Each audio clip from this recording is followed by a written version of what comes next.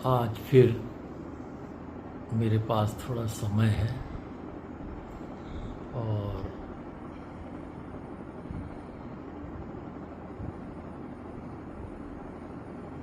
वैचारिक कचरा फेंकने का मन हो रहा है, जो कि आज के दौर में जारी है। तो आज फिर मैं कुछ अपना वैचारिक कचरा फेंकने वाला हूँ। हो सकता है किसी को अच्छा लगे, इस उम्मीद से। आज का विषय मैंने चुना है रोगाभ्यास का कारण और उसके निदान का उपाय।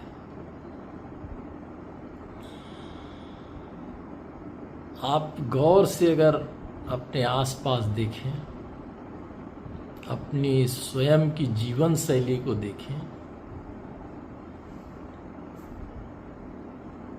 तो पाएंगे कि हम सब रोगाभ्यासी हैं।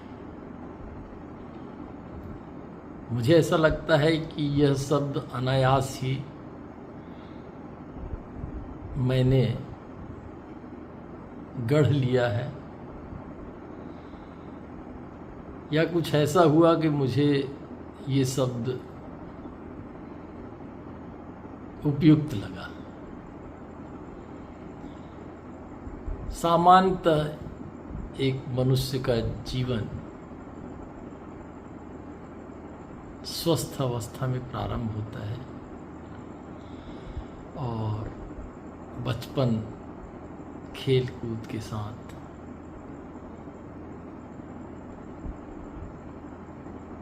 अगर अंग्रेजी की भाषा में कहा जाए मेटाबॉलिज्म में एनाबॉलिज्म, हिंदी में उसे चयापचय कहते हैं। हिंदी में शब्द है चया, संग्रहण करते हुए एक स्वस्थ जीवन की शुरुआत होती है और फिर धीरे धीरे पता नहीं कब हम उस स्वस्थ जीवन को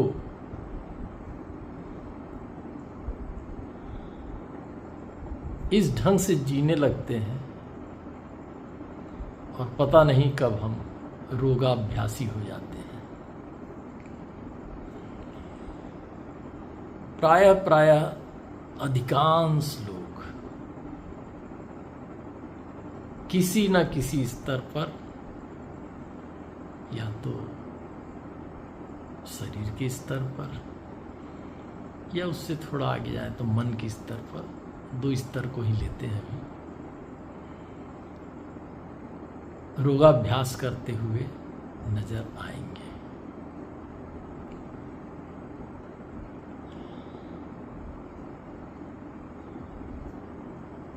यदि आप गौर करें तो ये प्रक्रिया कहाँ से शुरू होती है, या ये कहें कि प्रकृति से दिए गए इतने सुंदर एआई युक्त शरीर को हम क्यों और कैसे रोगाभ्यासी बना लेते हैं।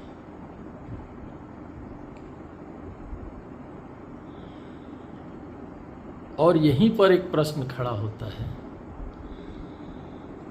कि कौन ऐसा व्यक्ति है जो रोग युक्त होना चाहता हो।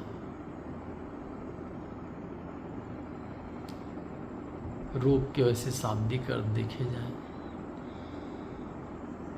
तो कष्ट देने वाला, व्यवधान उत्पन्न करने वाला, पीड़ा देने वाला।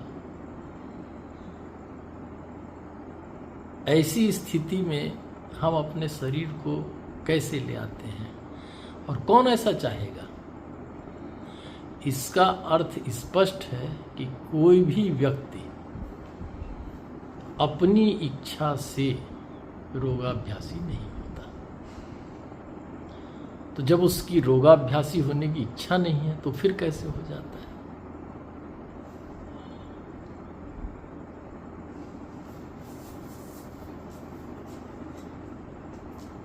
इसके पीछे अगर जाएं तो स्पष्ट रूप से आप देखेंगे कि अनायास ही उसके द्वारा ऐसी जीवन शैली, ऐसी परिस्थितियां और ऐसी मन स्थिति का चयन हो जाता है जिससे वह रोगाभ्यासी हो जाता है, न चाहते हुए। वह उसका चयन नहीं होता। अब जब उसका चयन नहीं है और ऐसी स्थितियां बन गई हैं, तब क्या किया जाए? तब क्या विकल्प शेष रहता है? मनुष्य चाहता नहीं कि वह रोग युक्त हो, लेकिन जीवन ऐसा हो जाता है कि वह रोगाभ्यासी हो जाता है। अब विकल्प क्या बचता है? अब विकल्प दो बचते हैं। या तो जिन स्थितियों में है, जिन परिस्थितियों में है, वैसे ही जीवन यापन करें, या दूसरा विकल्प बचता है कि उससे मुक्त हो। जैसा कि भगवान बुद्ध बोलते हैं, दुख, समुदय, निरोध, पटिपदा। तो या तो निरोध और पटिपदा की तरफ जाए, या स्वीकारोक्ति हो दुख और समुदय की, जैसा है वैसा चलने दिया जाए।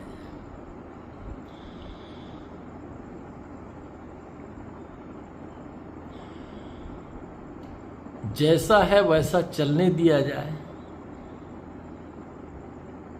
यह तभी संभव होता है जब मनुष्य को उसके अन्य या उसके अतिरिक्त कोई स्थिति है उसका पता न हो। अर्थात यदि निरोध और पटिपदा का पता नहीं है तो उसी स्थिति में जीवन यापन करते रहेगा। और मैं देखता हूं कि अधिकांश लोग ऐसे ही हैं इसी स्थिति में।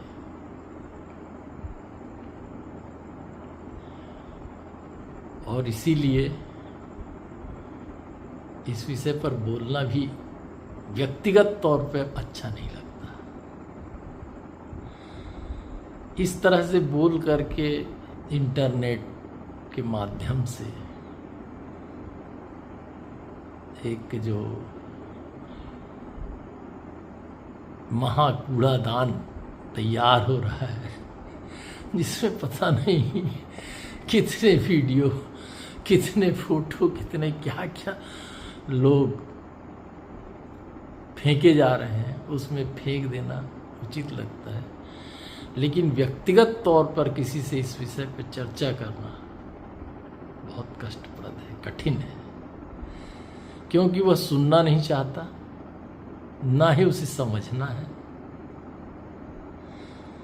जब वो सुनना नहीं चाहता, उसे समझना नहीं है, उसे जानना नहीं है, और उससे इस विषय पर बात करना उसके प्रति हिंसा होगी।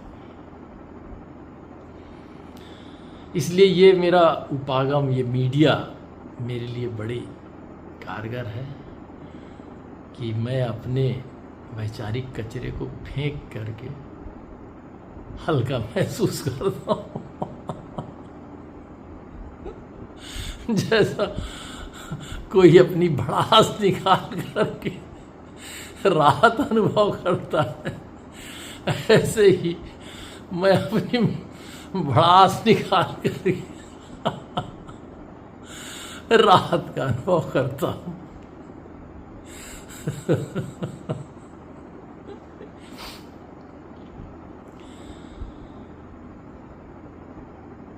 तो रोगाभ्यासी होने का पहला कारण है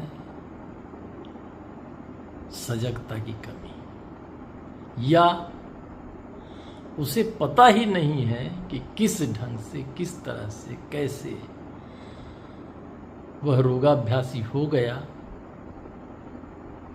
या किन किन कारणों से जीवन में रोग का पदार्पण हो रहा है और कैसे इससे मुक्त हुआ जा सकता है, दोनों पहलुओं का पता नहीं है। मनुष्य के जीवन में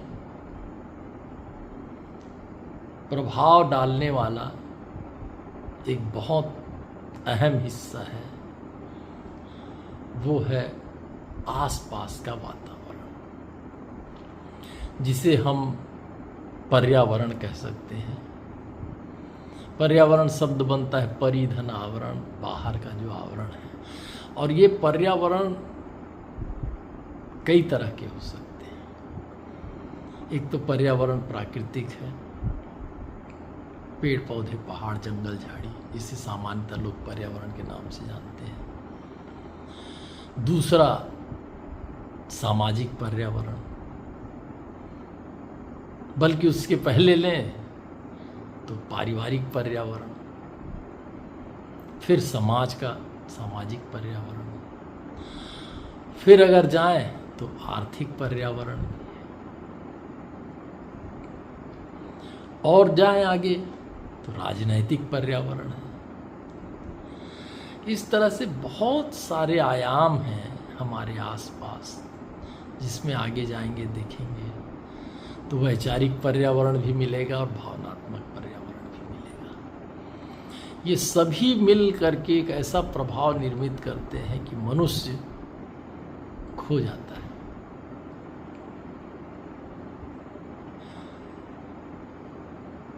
वह जो देखता है, सुनता है, महसूस करता है, फिर उसी के अनुरूप समझ पाता है। कहीं न कहीं ये पर्यावरण हमारी समझ को भी प्रभावित करते हैं। हम वही चीज समझ पाते हैं जिसको समझने की क्षमता निर्मित हो जाती है।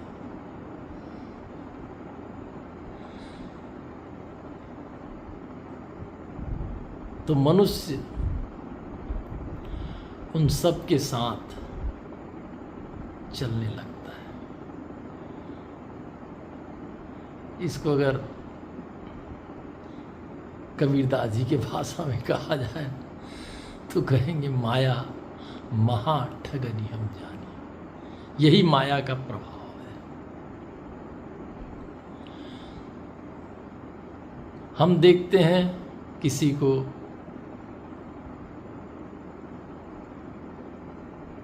बड़े अलग अंदाज में चलते हुए, उसका समाज में प्रभाव देखते हैं, कहीं ना कहीं वो हमारे लिए अनुकरणीय हो जाता है, हमारे भीतर प्रभाव डालता है। हम किसी को देखते हैं बोलते हुए, समाज में वो प्रभावशील होता है, कहीं कहीं हमें प्रभावित करता है, हम उसका अनुकरण करने लगते हैं। चलना, बोलना, उठना, बैठना, कपड़े पहनना, किसी खास परिस्थितियों में खास ढंग का व्यवहार करना,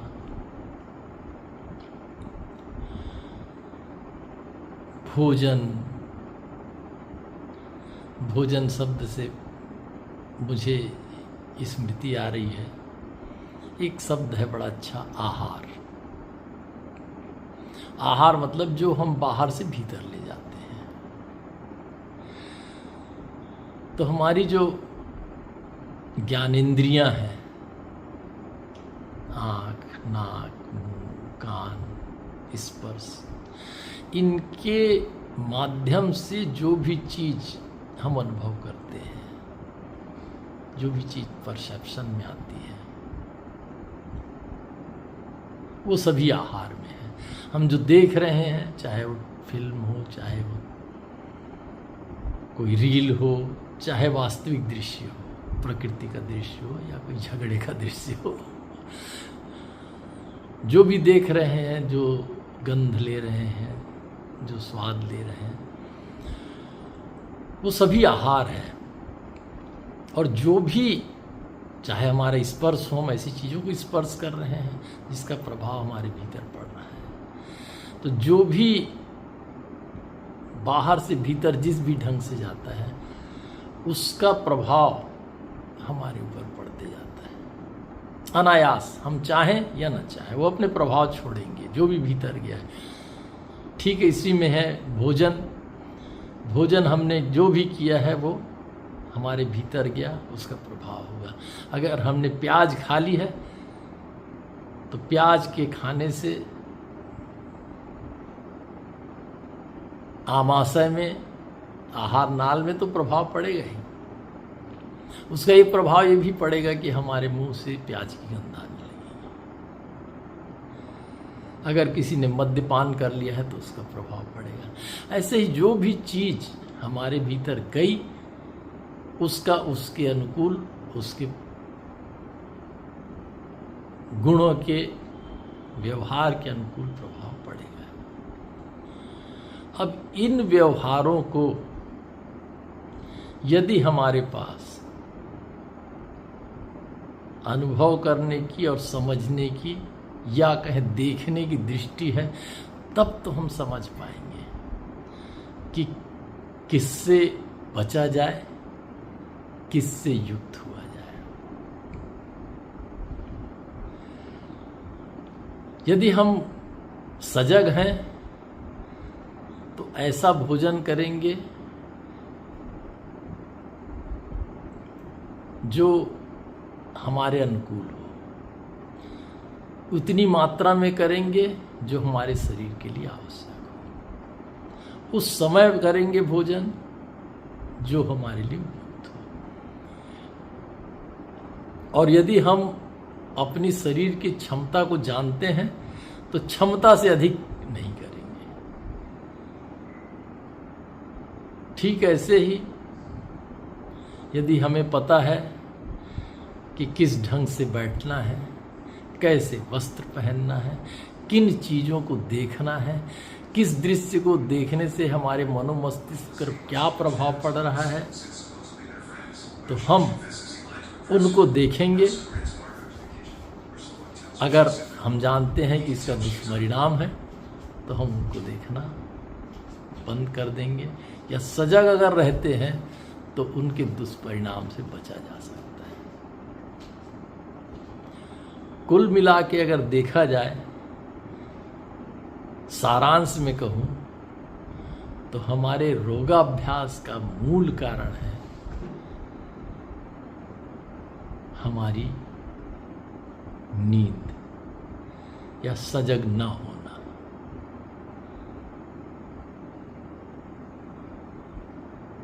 नींद केवल सोई हुई अवस्था वाली नींद नहीं, नींद जो जागे हुए हैं उस अवस्था में भी हम एक अलग तरह की मूर्छा में जीते हैं। उस नींद की मैं चर्चा कर रहा हूँ, जिसे कबीर कहते हैं, संतों जागत नींद न कीजिए। तो उस जो निद्रा में हम जीवन जी रहे हैं, जिसके परिणाम स्वरूप हमें पता ही नहीं चलता कि हम कब रोगाभ्यासी हो जाते हैं, कैसे उसका अनुसरण करने लगते हैं, और यह भी पता नहीं चलता कि इससे कैसे मुक्त हो सके। और यदि अपनी बात को अंतिम रूप दूं तो यह होगा कि रोगाभ्यासी तो हो चुके हैं या हो गए हैं, उसे अगर हमने पहचान लिया तो निश्चित रूप से हम इससे मुक्त होने का प्रयास करेंगे। और उससे मुक्त होने के अनेक उपाय हो सकते हैं, अनेक मार्ग हो सकते हैं। उनमें से एक बड़ा सहज और प्रभावशील मार्ग है योगाभ्यास। क्योंकि योगाभ्यास शरीर से शुरू होता है, बहुत कठिन नहीं है, बहुत सरल है। बस योगाभ्यास के लिए एक चीज की जरूरत पड़ती है, वो है अनुशासन। क्योंकि योग सूत्र शुरू ही होता है अथ योगानुशासन। अथ योगानुशासनम। योगानुशासन ऐसा है कि योग के लिए अनुशासन की आवश्यकता होती है। इसमें दो चीज़ें और हैं कि अगर आप अनुशासित हैं तो योग आपके लिए सहज हो जाएगा, और दूसरा, यदि अनुशासित नहीं है, थोड़ा सा प्रयास करके योगाभ्यास करने लगते हैं, योगानुशासन पर प्रयोग करने लगते हैं, तो धीरे धीरे योग के माध्यम से आपके भीतर अनुशासन आने लगता है, और वही अनुशासन आपको धीरे धीरे रोगाभ्यास से योगाभ्यास, और योगाभ्यास का जो परम तत्व है धारणा, ध्यान और समाधि की ओर ले चलेगा। मेरी बातों को सुना, अपना समय आप व्यय किया, इसके लिए बहुत बहुत धन्यवाद।